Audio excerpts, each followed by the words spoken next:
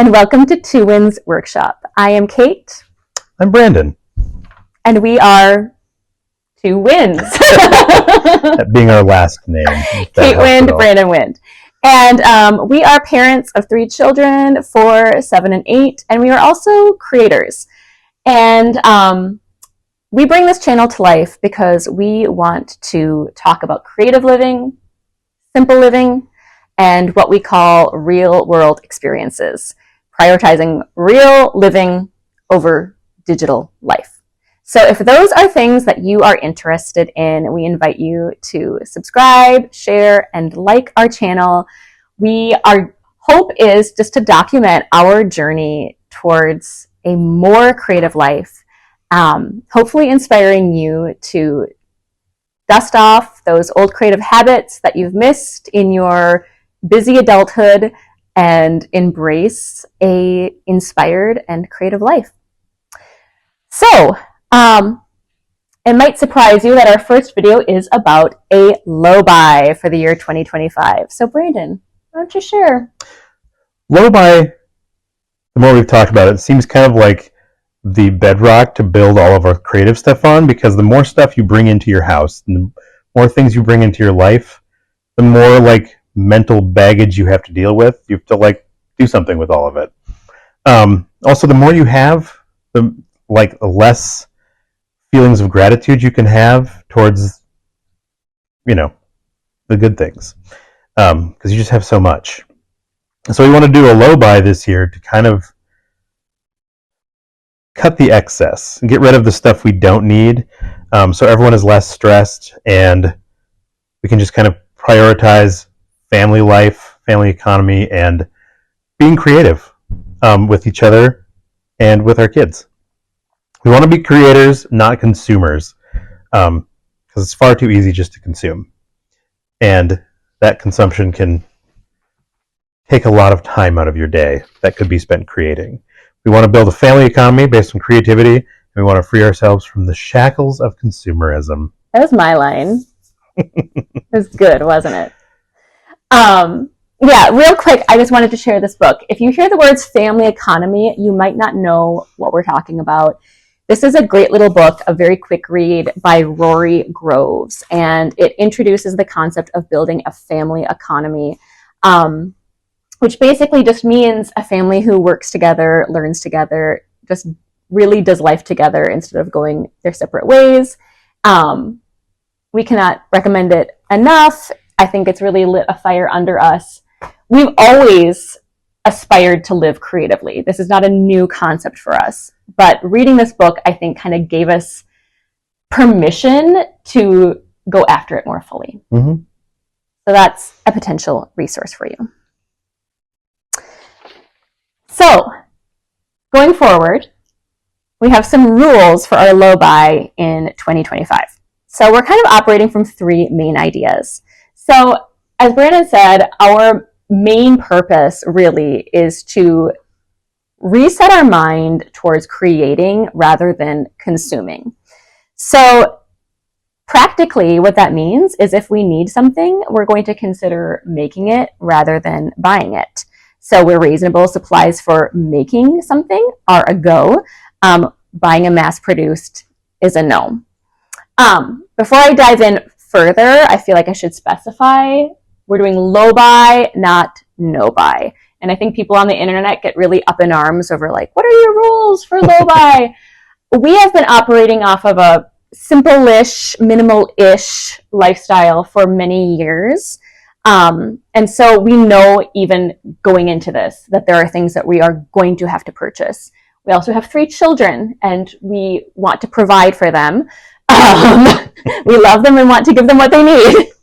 But we do have some rules for what exactly that means. So I wanted to specify that. Going back to our 3 main points. When making a purchase, we want to use our buying pyramid to guide our choices. And I'm just going to share briefly what that means. That means that we're going to prioritize things that are thrifted, homemade, or reworked.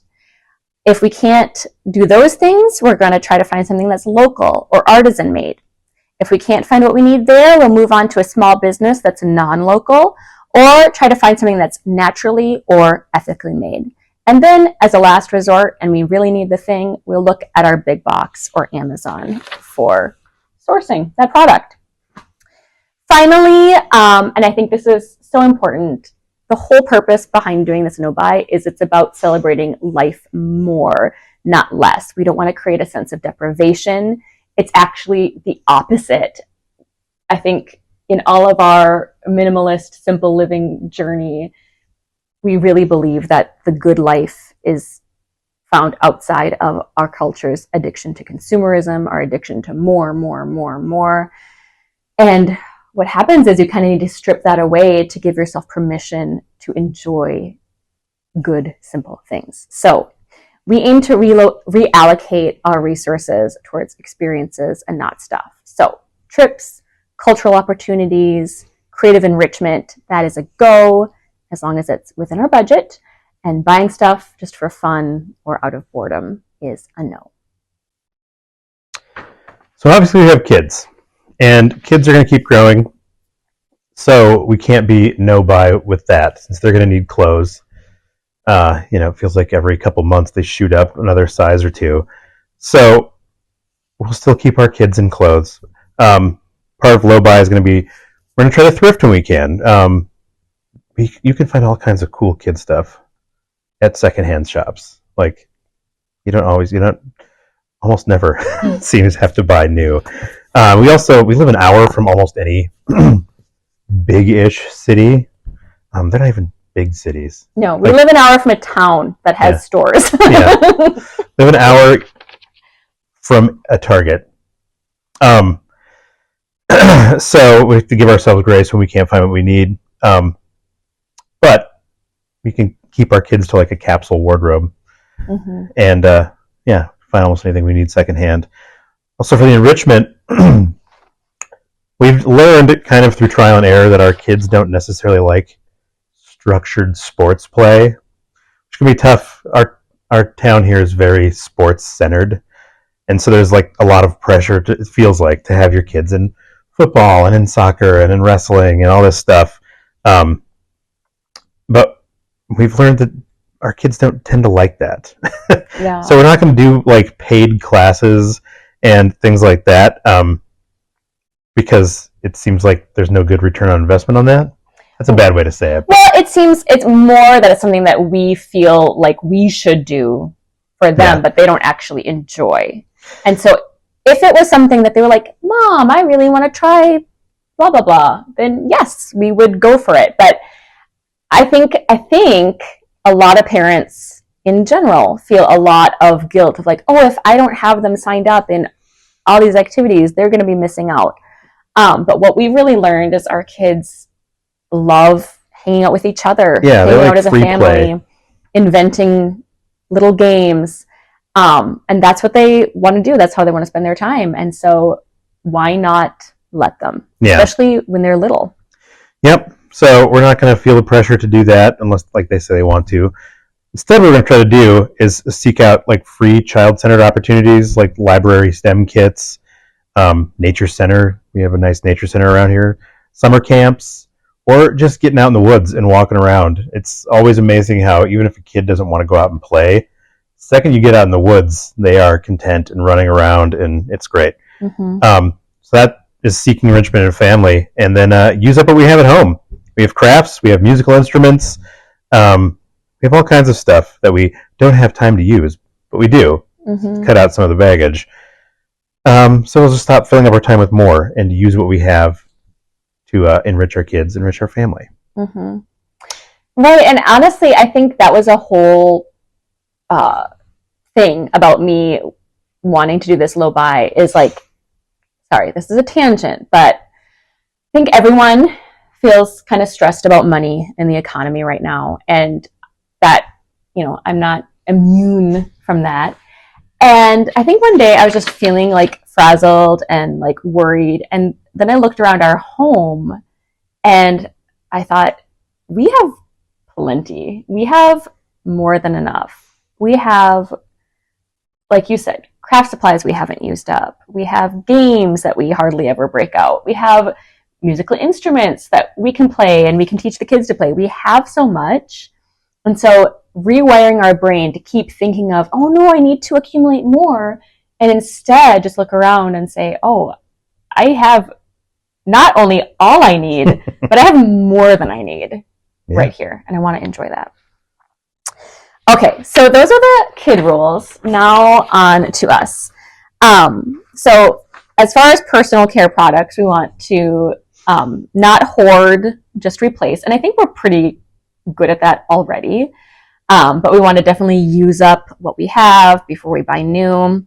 And this is a spicy one, maybe, for you ladies. But for this year, I'm making a commitment to myself to only buy products that I already know and use and love, and resist the urge to try something new, see all the great reviews online and hope that it does wonders for me.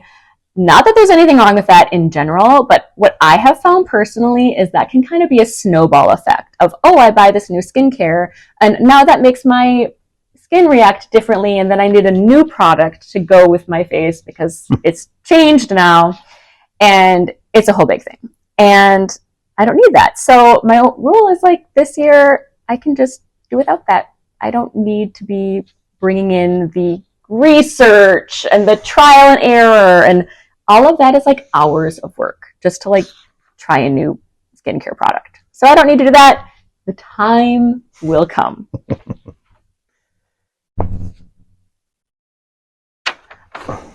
All right, moving on to clothes. We're aiming to not buy clothes just for fun, but reserve the right to replace as necessary.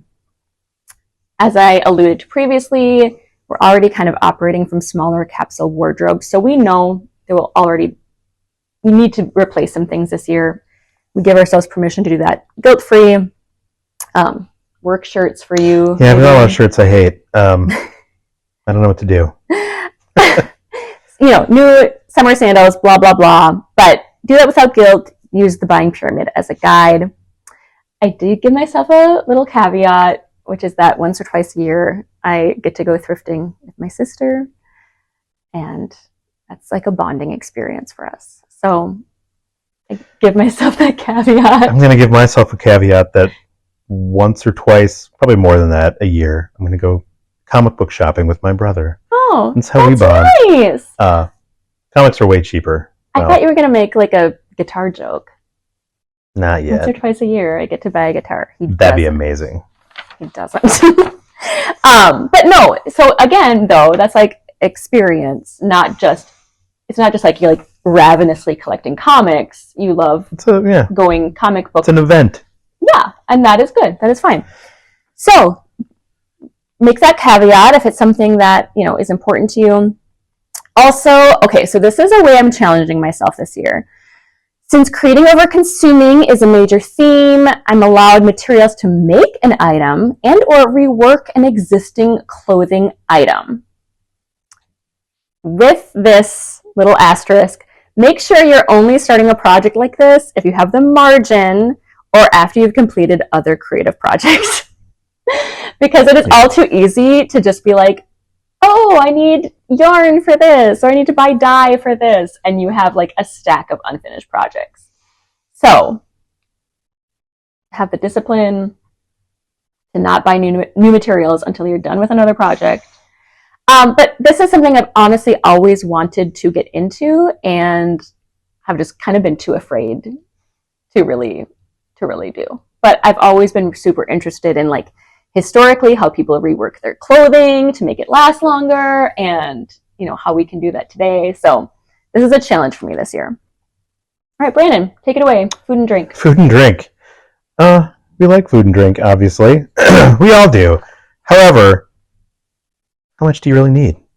We're kind of gonna, for booze, for alcoholic drinks, we're gonna try to not do any, except for like special occasions or rare outings, or on Sundays we might, have a little drink. I've kind of vowed not to just to buy any. Sometimes, like this idea that, at least for me, like you drink your beer and then, oh, I'm out. I should buy another 6-pack or something. I think I'm just gonna, when it's gone, I'm just not gonna replace it until there's like a special event. You know, we've got some scotch, we've got a little whiskey, we've got some vodka. We'll drink it slow on special occasions, and when it's gone, it's gone. Um, Not that we drink a ton, like we don't, but it's just another one of those things, you know, like the mental weight in the back of your head, where it's like, I'm out of beer. Do we need more beer? Do we need more something? You don't. You don't need any of it. It's just kind of fun to have. And even not drinking a ton, like that adds up. It does add up. You know, $10 for a 6-pack every month and a half, 2 months. It's still more than you need. Eating out, we're not going to eat out. Luckily, there's not a whole lot of places to eat out around here, unless you want to drive for a while. But we're just, it's another one of those things that you can just right away check off. Like, what should we eat today? Oh, we got stuff at home. We don't need to go eat out somewhere. We'll go out for special events or the social occasions, but the biggest temptation is during like long car rides. You know, we have family up in Minneapolis, St. Paul, and it's a 3-hour trek from here. And it can be really tempting to just be like, let's just go to McDonald's or something. But we can plan ahead on those days and pack lunches, bring snacks. Yeah. Yeah.